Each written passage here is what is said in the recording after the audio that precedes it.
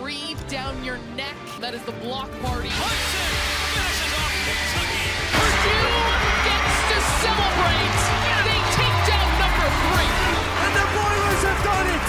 They advance to the Sweet 16 for the 5th time. Welcome back to the Dig City Podcast, brought to you by Franciscan Health, the official medical provider of Purdue Athletics. I'm Corey Palm. He's head coach Dave Shondell, and coach, is a heck of a day for Purdue volleyball. We'll get to it's National Signing Day. If you're unaware, we've got some new Boilermakers, some future Boilermakers we can talk about, and a couple we still can't, but we'll let those lie for now. We'll talk about that in the second half of the show. We're going to talk about the new signees who all have their paperwork in at the time of this taping, which is great. Absolutely. And so that's going to be fun. First, we're going to recap and preview like we like to.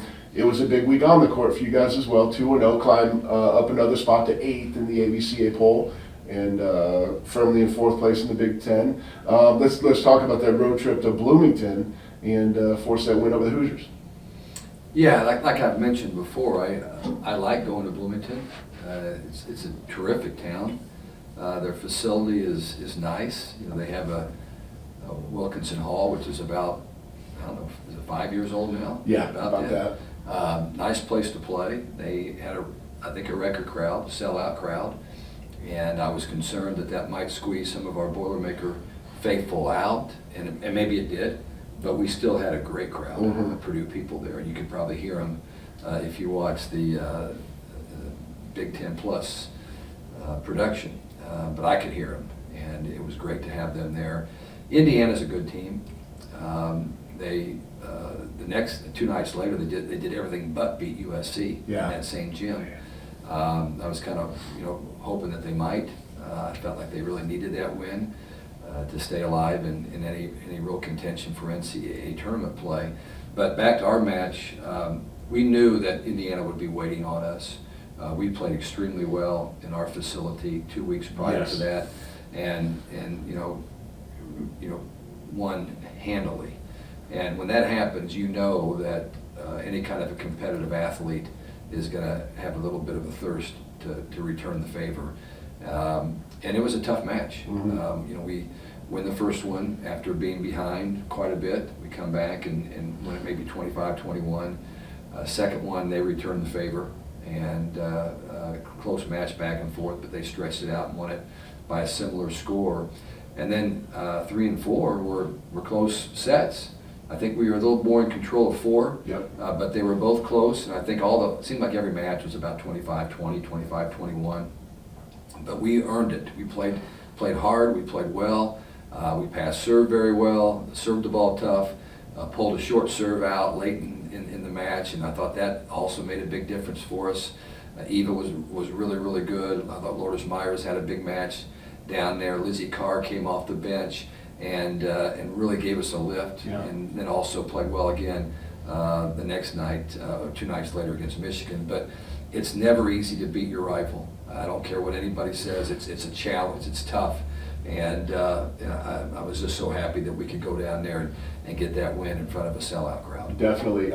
You mentioned how close the sets were. To put some stats on that, it was 21 all in the first, and you guys rolled off the next 4 points.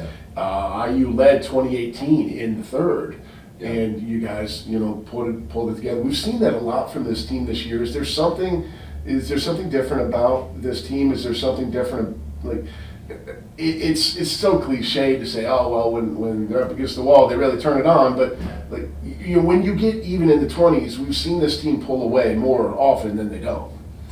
Yeah. I'd like to think we've had several teams that had that toughness, that gumption, but I think that the competitive nature of this team might be superior to most teams I've had.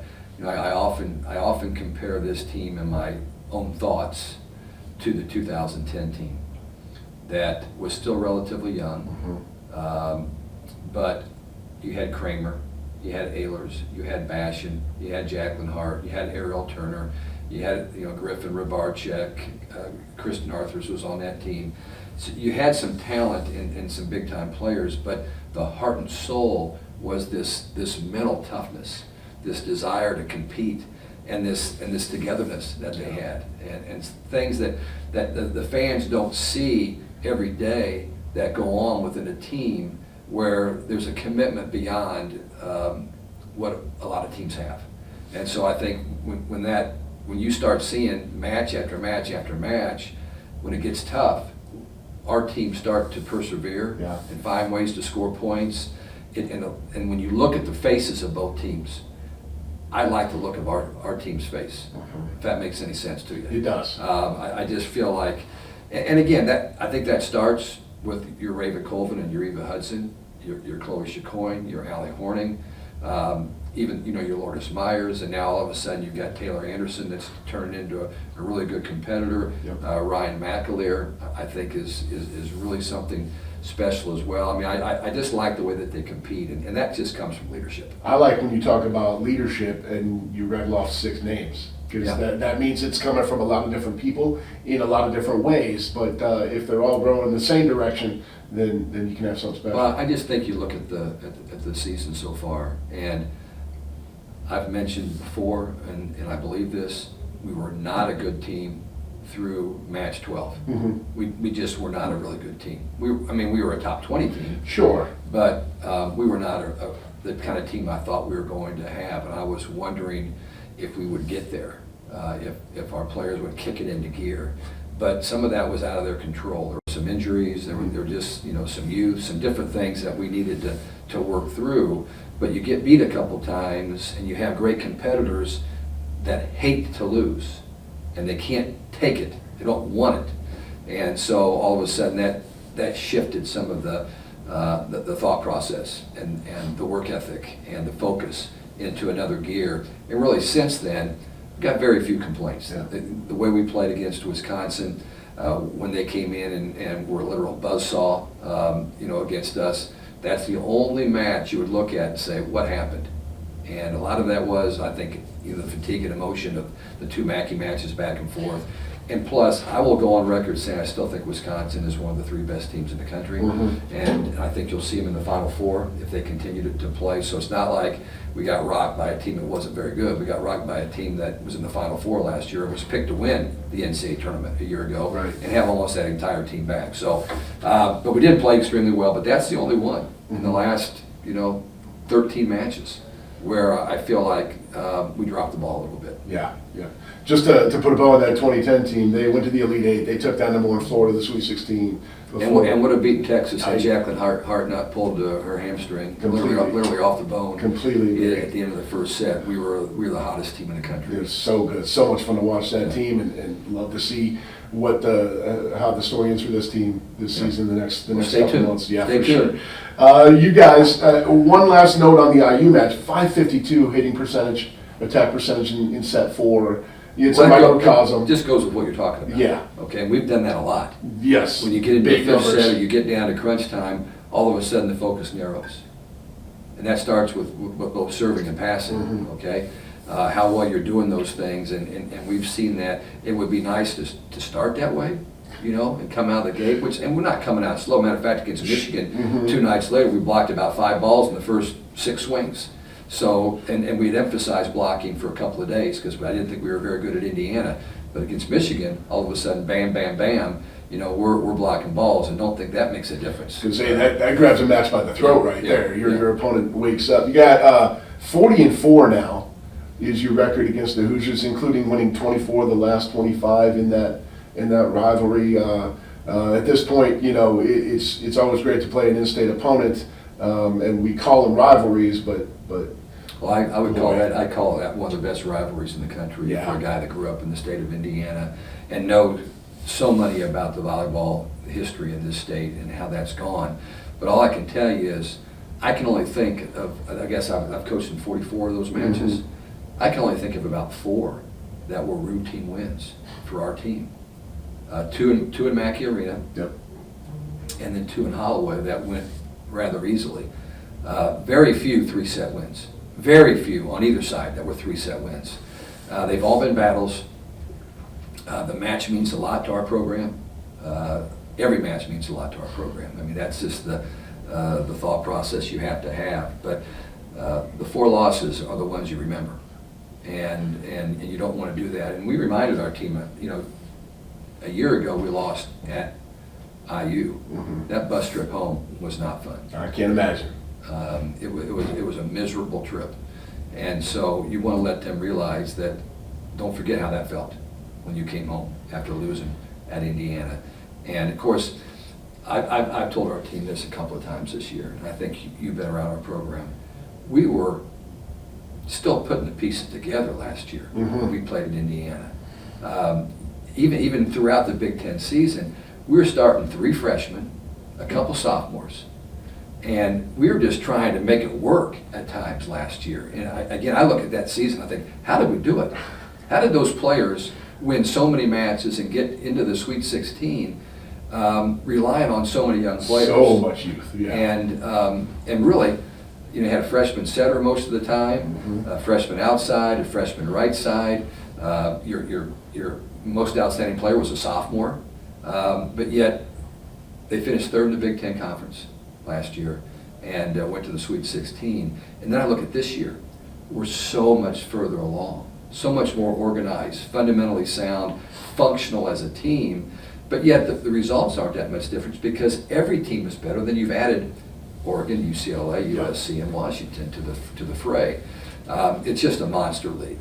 But I certainly feel so much more comfortable walking into a match now than I did a year ago, just because of the experience and what I've seen from our team so far. There's a lot less unknown walking into that gym every match day. One of the teams that was a surprise in the improved Big Ten for the first half was Michigan, and they've fallen on a bit of a skid of late, but they came into Holloway and on Sunday afternoon, and you guys were dialed in, like you said, grabbed that match by the throat, kind of never looked back in a 3-set sweep over the Wolverines. Partially true, but we didn't exactly dominate any of those sets either. I mean, those were back and forth for the most part. I thought set 3, we pretty much halfway through were in control, and all of a sudden I looked up and it was like 23-16. I thought, how did it get there? But again, I think that our team just plays with great confidence, and they really excel when they need to. But you're right, Michigan has been the surprise team. They were playing without their most outstanding player, a girl, Jacobs, that got hurt, Allison Jacobs, who was hurt against Ohio State the week before. Okay. And so it's kind of like playing without Eva Hudson or playing without Chloe Chacoin, a do-everything left side hitter type player. I thought that the individual that came in and played in for her did a really nice job and has been playing really well. But that's taken a big piece out of your puzzle. And I thought our team played really, really well. We blocked balls.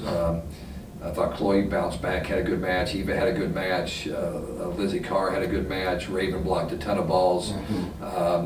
Ball control was really, really good. And we won in 3. And we have swept some teams this year. I think we've got maybe a dozen sweeps on the season, something like that, which is pretty good playing the schedule we're playing. Yeah, Raven 9 blocks in 3 sets. Lizzie added 6. Lizzie's been really good this week. Obviously, just to have 2 people you can put in their right side spot, and they're totally different. You've got Lizzie, who puts up a really big block and gets in people's head because she's 6'6", and now she's playing every bit of 6'6". She's playing tall, right?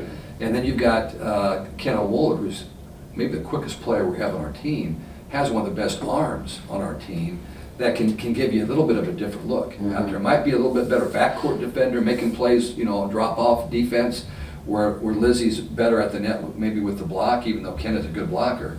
But you've got both of them there, and I'm not opposed to playing either one of them. It just might depend on what the matchup is from night to night. Nice to have that flexibility to say, okay, we need a better block tonight, or we need a faster attack, so you can make that switch. 20-5 now on the year. Like I said, up to 8th in the poll. The RPI I'm looking at here has you guys at 20th. I'm not sure if that's the most up to date. You usually have access to more accurate numbers than I do. The good news is, from what I understand, is that the KPI and some other metrics are becoming a bigger factor than just the RPI that we're looking at. What happens is when you play a team like Rutgers, which we did last week, who doesn't have a lot of wins. I think now they're 0-14. We play them again on Thursday, tomorrow. They're 0-14 in the league, and I'm not sure what they are overall, but it can't be real good. You absorb those losses into your RPI formula, and even though you beat them rather handily and actually played extremely well against them, Right. it deteriorates your RPI. And when you play them again, excuse me, on Thursday, same thing's going to happen. Mhm. Doesn't matter if you win or not, you're going to get hurt your RPI. Now, good news is we don't have any other matches like that down the stretch. We're playing Illinois with a great record. You're Yep. playing Penn State, good record. USC, good record. Oregon, Washington, all good records. Yep. So the RPI, if you win your share of those, your RPI should be okay. But the committee is also, has to be looking at the fact that the 60 coaches feel like you're the 8th best team in the country. Right. So there's got to be some balance to that, and hopefully the committee has a good sense of watching. And again, last year, I think our seed was, maybe you can help me, 9 or 10 or something I like believe that. we were 9, yeah. We're a much better team than we were a year ago. Mhm. Much better team. I mean, Nebraska has lost one match at SMU. They're undefeated in the Big Ten, but we were up 14-13 on them at their place. Yeah. And so, again, there's a couple matches we'd like to forget, but not very many in the No. last half of the season. Nope, and Creighton's all the way up to 5. Kansas got their third Stubbed loss their of the year, toe.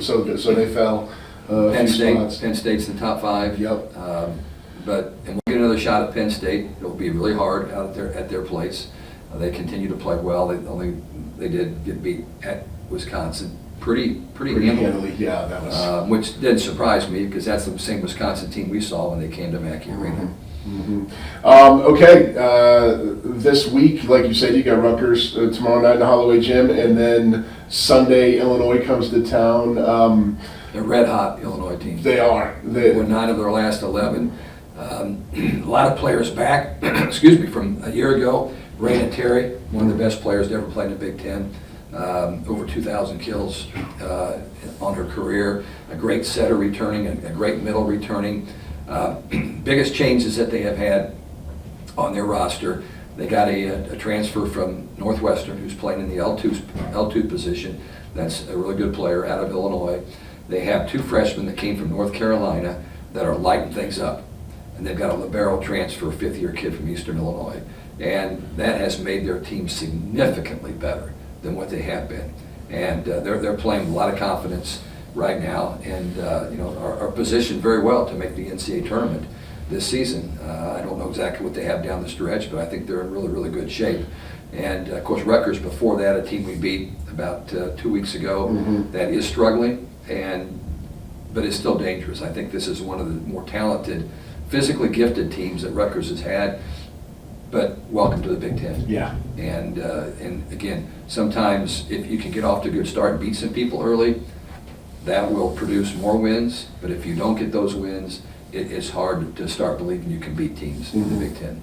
Illinois does have to play at Penn State Friday night, and then swing through here on their way home on Sunday. But there's down the stretch 3 out of 4 home and very manageable. So Yeah. they're 9-5 in the Big Ten. And, I think Chris Thomas is in a good position right now to make the NCAA tournament. well, hopefully we put another L on them on Sunday. Well, it will be really hard. Yeah. I'm just telling you, that's going to be a Jim Dandy.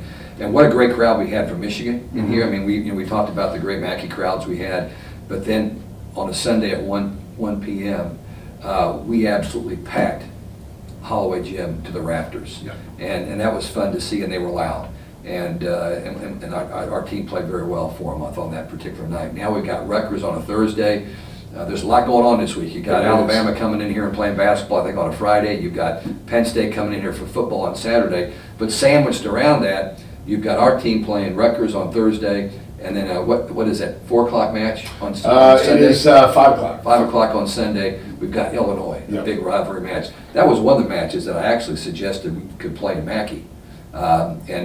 Cooler heads decided that not to do it, which I'm fine with. Yep. I'm very happy we're going to play those guys in Holloway Gym. For sure. We gotta fill that place up again on Sunday evening and make it that much harder. That place is loud. Yeah, It's too loud. It's a great place It to is. play. Absolutely. We got a lot of good things to talk about still. Let's head to the break. We'll be back to talk about the newest Boilermakers. The Dig City Podcast is brought to you by Franciscan Health, the official medical provider of Purdue Athletics. At Franciscan, we are inspiring health. Now back to the show. It is National Signing Day as we tape this on Wednesday morning, November 13th. 4 new Boilermakers to talk about here. Dave, I know the class is very highly thought of. We'll go through them individually and then get your overall thoughts. We'll start with a new setter coming in out of Washington, D.C., Isabel Barden. What her list of accomplishments is this long. What can you tell us about It's going to get bigger. Yeah.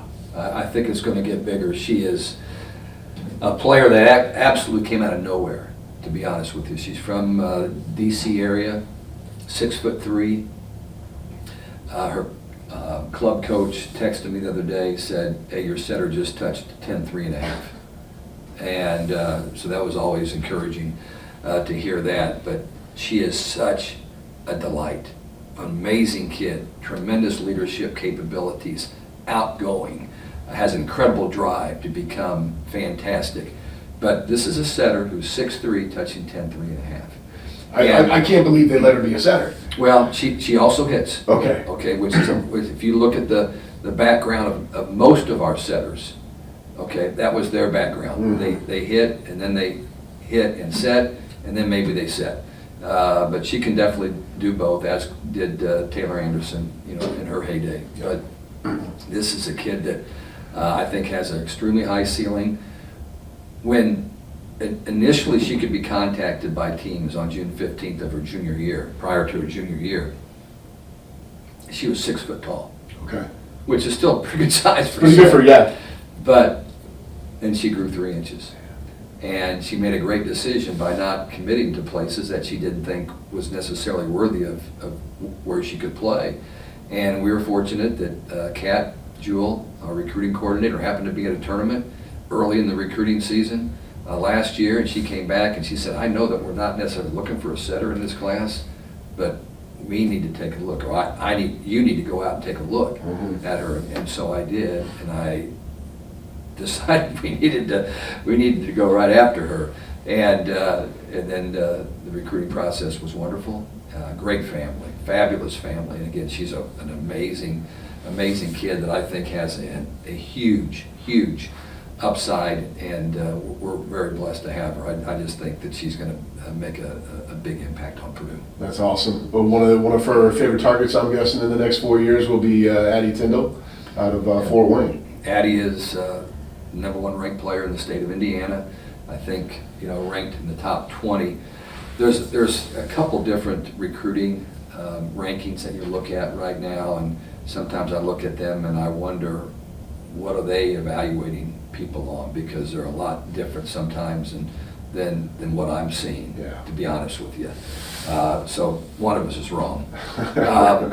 But Addie Tyndall is somebody we've been following for a long time. She's 6'3", from Homestead High School. Their team has been very good. This past year she played with Munciana Volleyball, which is one of the premier clubs in the country, and I thought that was a great move for her. She'd been at another really good club, Pineapple, up in near the Angola area. That's where he was started too, right? Yeah, Pineapple. yeah, a really good club that trained her very well.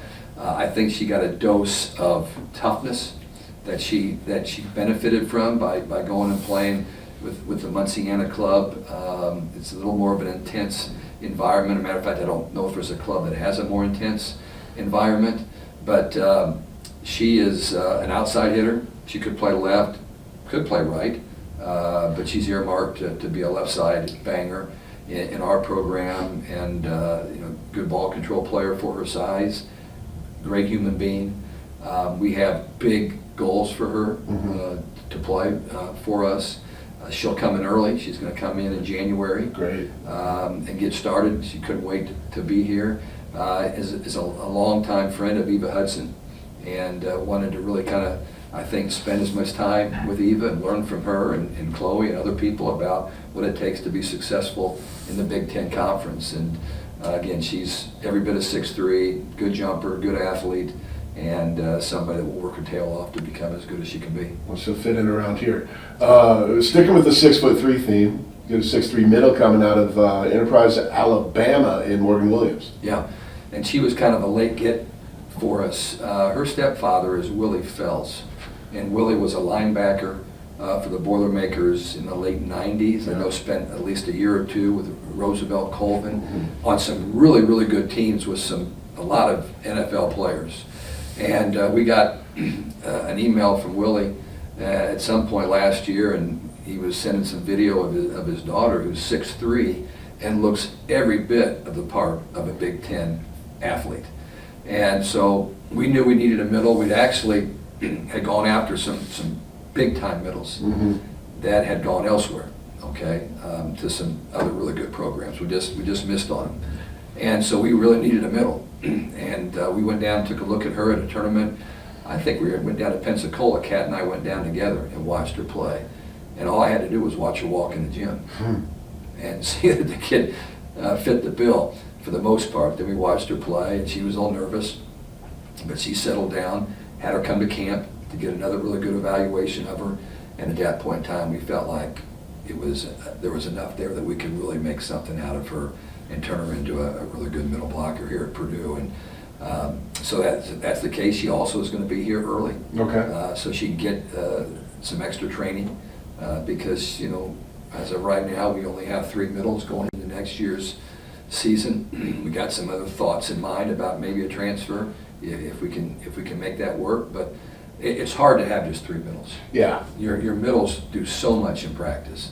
They don't want to have just 3 middles because it's just so much of a burden on them and so forth. So having a 4th would be really helpful. If we can find somebody with some maturity, that would also be good. For sure. But this kid is really athletic, jumps well. We're going to do a little work with her arm swing. There's obviously coming out of Southern Alabama. It's not I wouldn't consider it a volleyball hotbed. We've gotten some great kids from that part of the country, and Catherine Rubarczyk was the first one we pulled out of Mobile, Alabama, and then Blake Moeller out of Ocean Springs, Mississippi, who trained in a club out of Mobile, Alabama. So to get a third that has that kind of athletic ability is really exciting for us. So we're looking forward to getting her in the gym. One thing about that area, you don't realize how tightly knit that Gulf side is until you go down there. You get a real feel for it. That's all, you know. Great place to be. It sure Great is. place to spend time, for sure. We'll be there right now, as a matter of fact. And then we go to the 4th member of this team, and of this recruiting class, I should say, Anaya Warren. And the most important thing that I could read about her, she's a 5'8" DS out of Bennett Academy in Illinois. She was the U19 Team USA team captain. Say no more. I'm in. Let's go. You might say she's the icing on the cake. Yeah. But what a great get for our program. Right out of Chicago, 2 hours away. #1 ranked libero in the country. Tremendous athlete. But forget about what you said. Forget about how athletic she is. What she's going to bring to our team is unbelievable. Yeah. She's just such a remarkable person that has this charisma, this energy, this fire, this competitiveness. She's going to be great. The kid's going to be a great player. And, you know, we've had some players recently that have walked on our campus and made a difference. Yep. They just have. They just, of who they are, has made a difference, not just for themselves, but with everybody that they come in contact with. Anaya is the same way. She's going to be a difference maker. The minute she gets here, she will make other people better. She will make our program better. She will make our team better. And so we're extremely excited about all 4 of them, but she is the icing on the cake. And it was a late get for us. Okay. You know, she had committed elsewhere, and then you know, made a decision that she wanted to reopen and contacted some schools. We were fortunate she was one of the schools, but again, she's looking for a place that she can develop as a ball control player. And I'd like to think that most people recognize that happens at Purdue. Absolutely. That's a staple of our program. And she knew that. The people from her club and her high school knew that, and that's why we were one of those 3 programs that she called when she made a decision she was going to reopen her recruiting. You don't have as much Team USA, USA volleyball experience as she does without, you know, lofty expectations for your careers. It's awesome to see that she wants this to be part of it. And that team was very successful in their summer event that they played in, She'll tell you all about it when she gets a chance to meet you, because she really expresses herself beautifully. That's good. That's good. Another Spitfire we Yeah. got on this team. Overall thoughts on the class? I mean, it seems like there's a lot of pieces that can maybe step in and help pretty early in their career, especially with the early arrivals. I couldn't be any happier. This didn't lay out like we had it planned. Mhm. Okay, it was work. There was a lot of work in this, and let me just explain to our people what the recruiting process looks like. Okay, you go out, you watch these kids play, and you're evaluating them. You're looking at other information that's evaluating players, and you're hearing other coaches talk about people, and you're getting all this information sent to you. And then June 15th arrives prior to their junior year. That's the first day that you can talk directly to a player. You can't even email them. Right. No before contact. No contact. So on that day, you almost have to be prepared to make an offer to these players, or poof, they're going to be gone, because other people that of similar level of play are going to make those offers. Mhm. And 2 years ago when this rule started, or 3 years, whatever it was, we felt like we weren't going to make any offers. We wanted to get to know the players and have conversations and tell them that they were really high on our list and all that kind of thing. That didn't work too well with those players. All right. So this year was a little bit different, but still tried to manage that. But long story short is, we missed on some kids because we didn't make offers right away. And but as things went on, again, Isabel Barden, we got after the fact, okay, because she grew, she waited and she grew, made a great decision. And then you've got Anaya Warren that, did commit in a short amount of time, but then recognized that might not be exactly what she was looking for, and reopened it, and we got there. Where the other couple we did get, we got Tyndall very soon after that, and then actually the middle, from Alabama, Morgan Williams, we did not get till later on. So really unusual for us. You're working hard. It's a long time. But things have fallen into place as well as I could have ever hoped. That's so awesome. It's a great group of people, and then we have another player that will sign in January for us. That's another terrific individual. We'll talk about her when we can, but very excited about this group. Congratulations to these young ladies and their families, Yeah. and welcome to a new family, Boilermaker Nation here. Anything else, Coach, before we let you go? I know you got a little over 24 hours until game time. Yeah, just the fact that we need that big crowd in here for both these matches. Only 3 home matches remain for our seniors. Yep. So for Cindy Yim, for Allie Horning, Raven Colvin, and I know that Lourdes Myers is listed as a senior, but she still has a year of eligibility remaining that not a lot of people actually recognize, because she's listed as a senior. But for those 3 matches left, regular season matches here in Holloway Gym, and I know that those will mean a lot to them, and it will mean a lot if our fans come out and support them. And Rutgers tomorrow, Sunday we've got Illinois, and then USC coming in the following Saturday. Yeah. So, and then that's it. Then our Thanksgiving trip will be to Oregon and Washington for a Wednesday, Friday It is. affair out there. But then luckily, that is right before the NCAA tournament, so we're done playing on a Friday, which I like, okay? And they moved that game up earlier because they put it on the Big Ten Network.